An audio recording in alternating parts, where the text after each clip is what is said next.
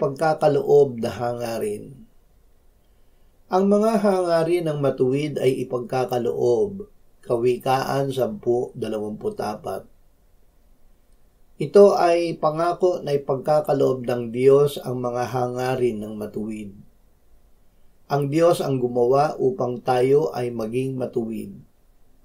Para sa ating kapakanan, ginawa niyang may kasalanan si Jesus na hindi nakakilala ng kasalanan upang sa Kanya tayo'y maging katuwiran ng Diyos. Ama, lagi mong gawin na ang aming hangarin ay maging matuwid. Dinala ni Jesus ang aming mga kasalanan sa Kanyang katawan upang kami ay mamuhay sa katuwiran.